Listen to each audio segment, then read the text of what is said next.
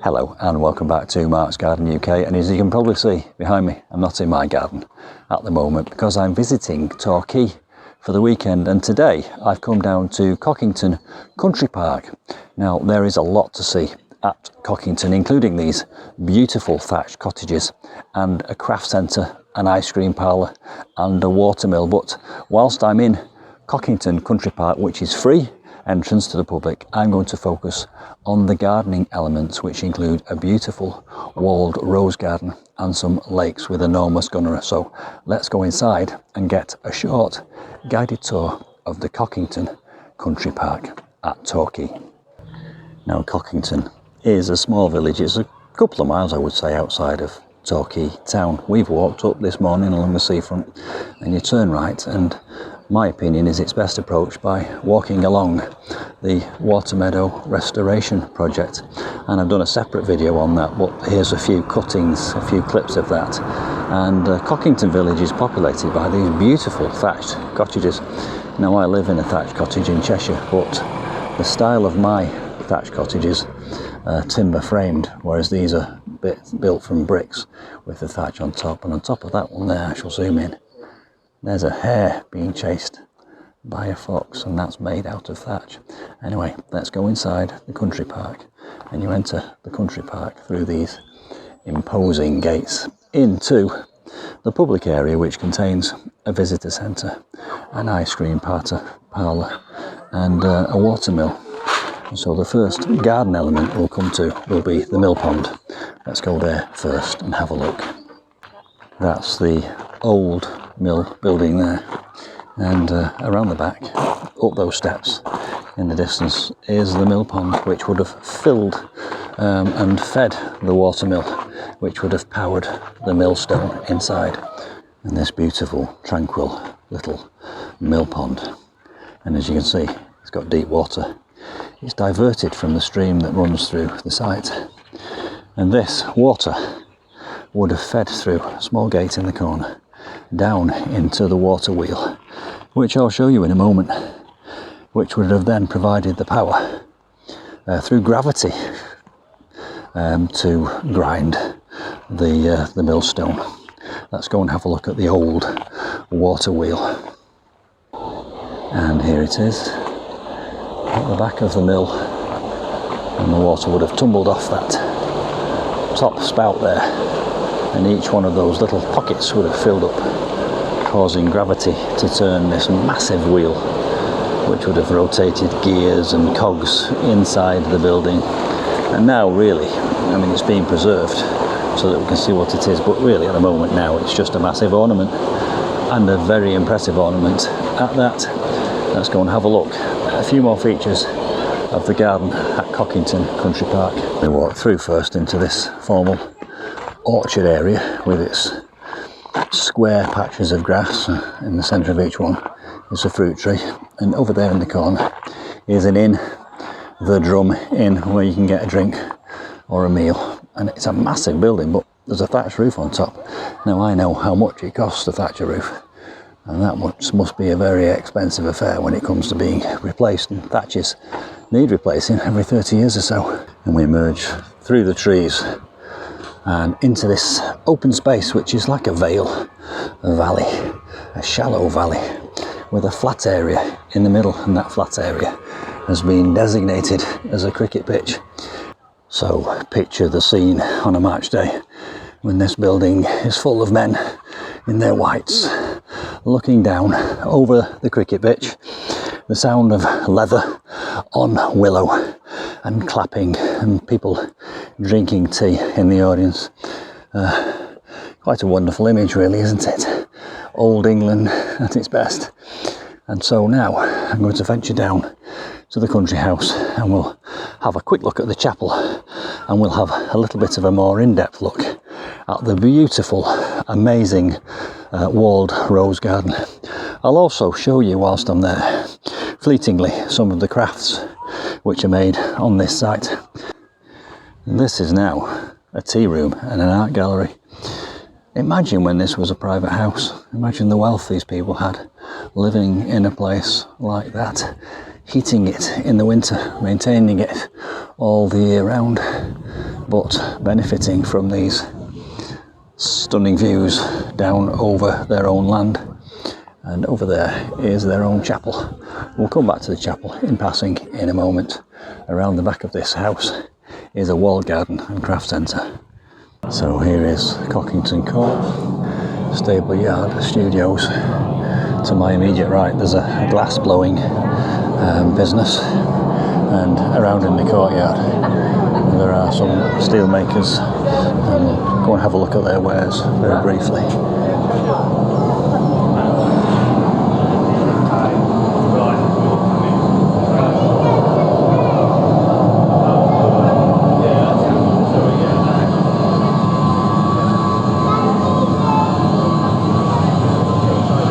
And after the brief visit to the craft centre, we enter the walled rose garden, and I shall turn right and I shall go around the periphery of this amazing garden. Everywhere there are remembrance plaques. A nice idea to remember people in such a beautiful place. These walled gardens are amazing. I imagine this possibly was a kitchen garden at one point, where they used to produce all the food for the kitchen of the big house, which is over there in that corner. But now it's being given over to a very formal rose garden, and each of the beds is a different type of rose, and on each of these vertical rose arbours with ropes is a different type of climbing rose. And the area here is full of the intoxicating smell of these rose blooms, and they are amazing. And it's really quite warm in here, as you would imagine. This has given me lots of ideas for a garden at home. There is a plan which shows you what each of these roses is, but for now just enjoy the splendour and majesty of this place. I'm going to give you an aerial view because I know that I can go outside and around the top and look down on this garden. I shall do that straight away.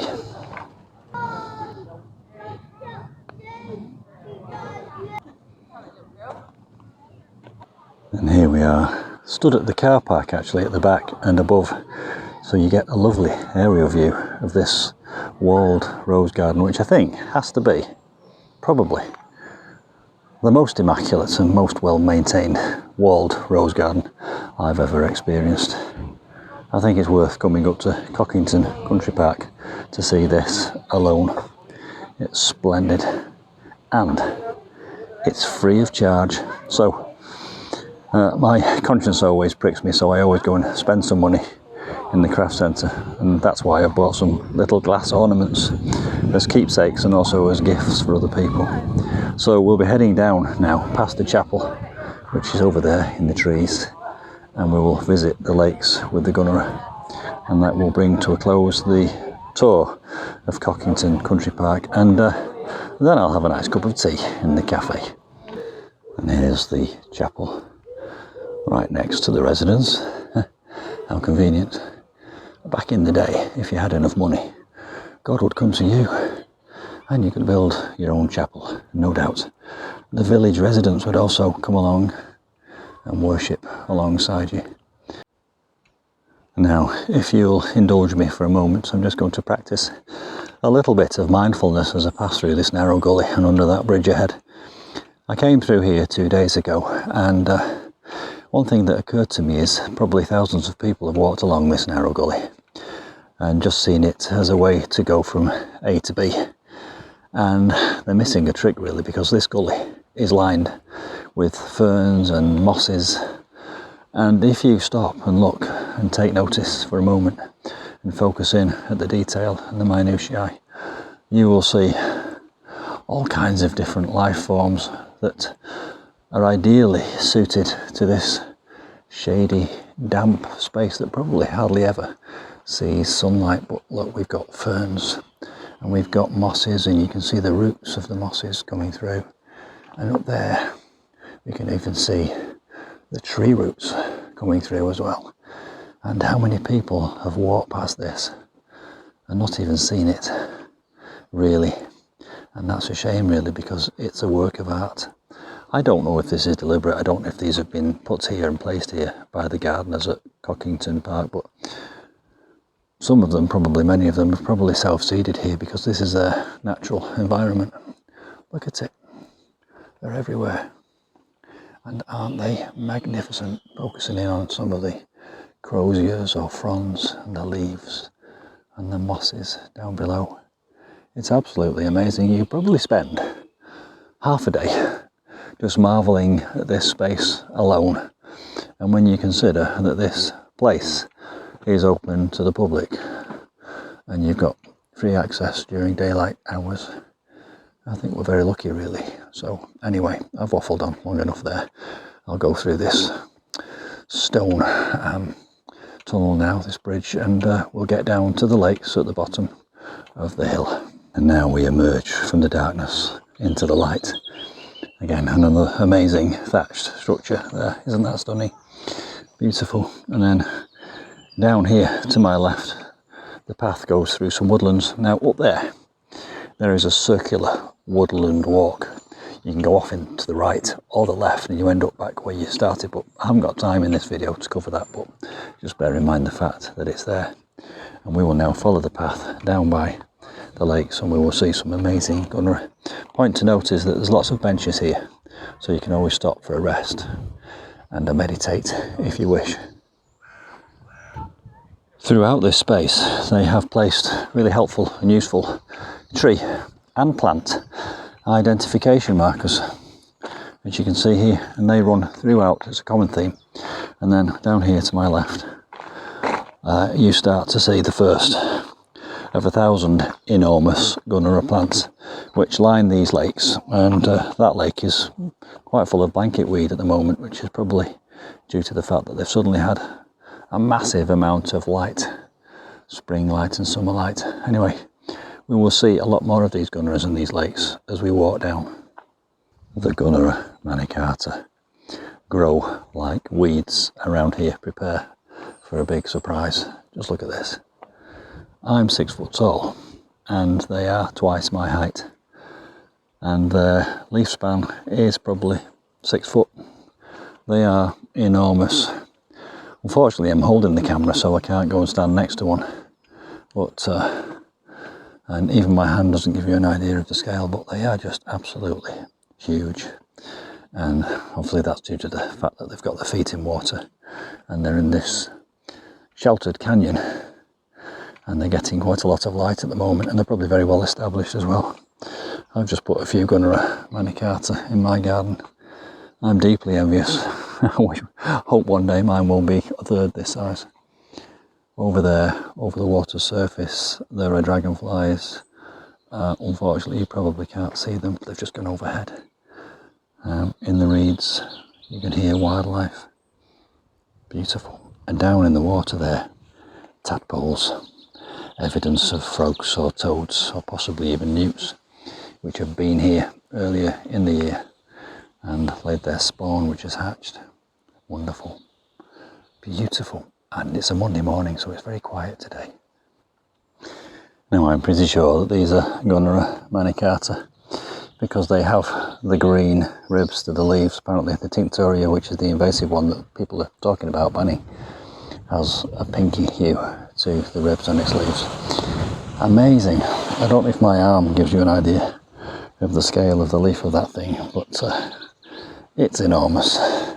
Some ducks, which are very tame, having a lovely bath, and one of the lakes, and then I shall spin round over my shoulder and show you how that they have terraced this land with these lakes, and there is another lake below and another patch of huge gunneras. If you like gunneras, this is the place to come.